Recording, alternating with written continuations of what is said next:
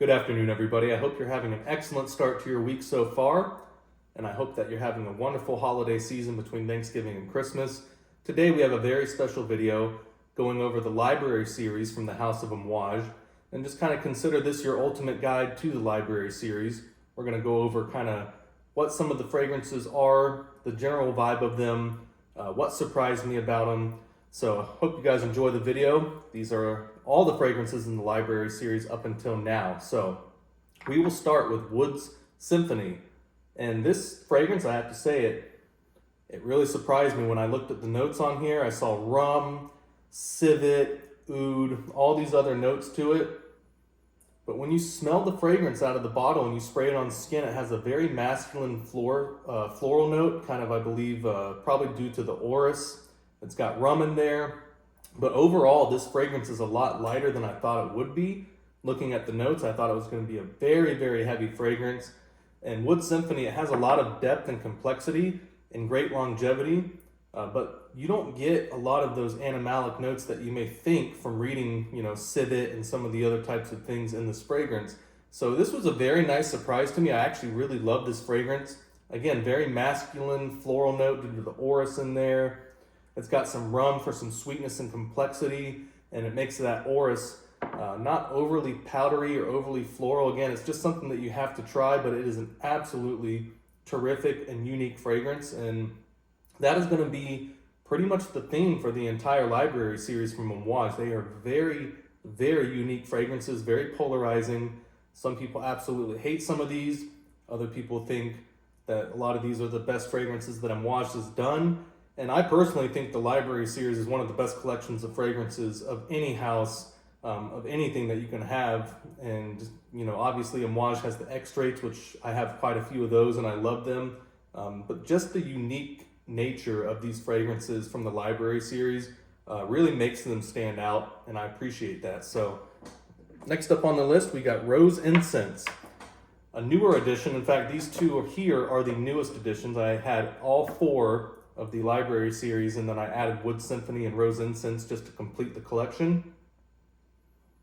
There's not a lot to be said about Rose Incense. The fragrance kind of describes itself. It's a rose and incense fragrance. A lot of depth and complexity, but if you are a fan of rose and oud fragrances, this is a very good change up because this does not have oud in it. It's more incense. It's got some elemi. I believe it has a black ink accord as well in there. Just absolutely gorgeous, but the main thing with this fragrance is the rose, the wood, and the incense notes in here. The rose is absolutely gorgeous. Almost reminds me a little bit of the rose note in Boadicea the Victorious Dassman, which is, of course, everyone who's ever tried that fragrance, that's one of the better rose oud fragrances out there in my opinion. But this doesn't have the rose or the oud note, that animalic kind of slightly funky note in here. Instead, what you get is very nice woods, incense, and that rose note really does seem to hang around through the entirety of the fragrance. So they certainly named this one correctly. It is a gorgeous Middle Eastern rose fragrance, while also being different from your typical Middle Eastern rose and oud profile. So great job on Amouage. That is just excellent stuff there. So Reckless Leather. I know a lot of people really love this fragrance, and I am right on board with them. You've got ambergris in here, leather. You would expect leather with a name like Reckless Leather, but interestingly enough, I wouldn't say that leather is really the focal point of this fragrance, even though it is named Reckless Leather. The leather note is not as heavy in here as like some Tom Ford fragrances. It's not as overpowering or as dominant as, say, the leather note in like Bacio Immortale, where leather is listed as a note twice in the middle and the base notes. And you do get some leather in here, but there's a lot more to this fragrance. It's got some very interesting Middle Eastern spices in here as well. Again, I'm not going to waste too much time going over, specific notes because you guys can look that up for yourself. But one thing that really surprised me about Reckless Leather is just the depth and complexity for a leather fragrance, because a lot of leather fragrances that is really just a dominant and focal point note. You get a ton of it. You either have to love it or hate it. This is a lot more subtle and a lot more complex, especially with the ambergris and some of the other things in the base notes of this. It is absolutely gorgeous, very alluring fragrance, very mysterious. and certainly versatile to where you can wear it during hot or cool weather, dress up. It's just a very, very good fragrance. Very, very, again, kind of like King Blue in my opinion. It's very wearable, even though it's still very complex and unique. So it's, in a lot of ways, especially for the library series, I would say this is extremely approachable. This is going to be something that's going to make people who are probably newer to niche fragrances and even Middle Eastern fragrances, and also people who are connoisseurs of niche and Middle Eastern fragrances. This is going to appease both types of people. So, moving on, King Blue. Gotta be the most polarizing fragrance of the entire house besides maybe Silver Oud. But King Blue, I love it. When I heard that a lot of other people didn't like it because of the oud note in the base, and I knew the oud note was very similar to Silver Oud. It's like an Oud Assam, Silver Oud. But this is a much more wearable version of Silver Oud, and it is much different to where I definitely, obviously I have both of them, but it's definitely worth it to own both of them. This is one of the best fruity ouds in my collection besides, Boadicea Violet Sapphire is another excellent fruity oud. This stuff is just incredible, man. Mandarin, blackcurrant, pink pepper, I believe it's got patchouli in there as well, but it's that, that oud base with the fruit notes. It is just extremely inviting, at least to my nose. It's not too animalic, nothing too off-putting.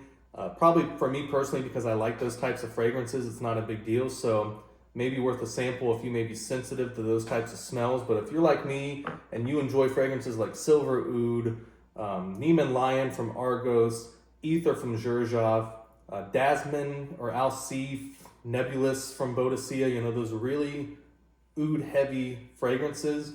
This is definitely one of them. It's got enough sweetness in there, again, with the blackcurrant, the mandarin, pink pepper. It really jumps off your skin. Something you could wear during summertime as well, even though I had it in my list for wintertime, maybe mainly because of that base note, because it's kind of cool to wear a fragrance like this with that fruity note that still has enough power and oud and presence to wear in the wintertime and cooler weather. So again, just very versatile, very pleasing. I can't see why a lot of people disliked it unless they just dislike that smell of oud and musk and that, again, that type of kind of funky, animalic, outdoor, maybe slight barnyard type of smell. But this and Silver Oud to me are more of like an ashy, earthy, just very, very well-rounded and good quality oud. And of course, King Blue with the fruit notes in there definitely seems to be a lot more wearable and a lot more versatile. So Royal Tobacco. Now, Royal Tobacco is probably my favorite from the entire house besides Silver Oud and King Blue. And not just of the library series, the entire house. You got the Extra-8s, Overture, but these three in particular really resonate with me. Royal Tobacco especially, because I do like cigars, I do like bourbon, and this fragrance just goes right into par with that. Beautiful, beautiful stuff, guys. It's a little bit Christmassy on the vibe because it's got fir balsam, licorice. I've always said that Royal Tobacco, to me, it smells like smoking a cigar on Christmas morning where you still have the Christmas tree in the house. You got, all the nice baked goods, the Christmas cookies, fruit cake, licorice, all those other things, the candies. This really does smell like smoking a cigar on Christmas morning. And to me, every time I wear this fragrance, it just makes me happy. I don't know how to describe it. Anyone else has fragrances like that in your collection where you just can't explain it? A fragrance, when you put it on, it just seems to bring up good memories and good vibes. And when you put on the fragrance, you just feel good and it brings back happy memories and almost memories that you're going to be looking forward to when you put this on. So Royal Tobacco for me, just as a cigar guy, I absolutely love that fragrance. Some people complain because it's too strong and it lasts too long. To those people, I just say enjoy it and spray less of it, because people would complain the other way if it wasn't strong enough, saying, oh, why does it cost $500 retail or whatever it is now for the retail price, if it doesn't last. So when people complain that a fragrance is too strong, I normally listen and then try to sample and buy that fragrance, because I want a fragrance for this price, the price point of this library series. They should all be strong and they should all last. And, quality of ingredients is never a concern with Amouage. But for me, library series is just an absolute home run. And the last one, a lot of you guys know who follow my channel, I think I had this number 1 or number 2 on the entire House of Amouage next to Interlude 53, just because I like those types of fragrances. If I'm going with the Middle Eastern powerhouse like Amouage, I want strong, resinous, polarizing Middle Eastern fragrances. And that's exactly what Silver Oud is. Almost like a slight burnt cotton candy sweetness. It's not the type of maltol note that you're used to in Baccarat Rouge 540. It may have some maltol in there. They don't really list the ingredients of that sort of stuff, just to sweeten it up so the oud is not too overpowering. But really it's the vanilla, patchouli, goodness gracious, guys. Patchouli, Virginia cedar. I'm kind of cheating and looking at the notes right now because the box is right here. Oud Assam, Madagascar vanilla, amberome, birch, gaiac wood, castoreum. I mean, this, for me, and I'll be doing a video pretty soon on some of my most complimented fragrances from my entire collection. Silver Oud has gotten some very genuine compliments. Not just people, passing by saying, "Oh yeah, you smell good."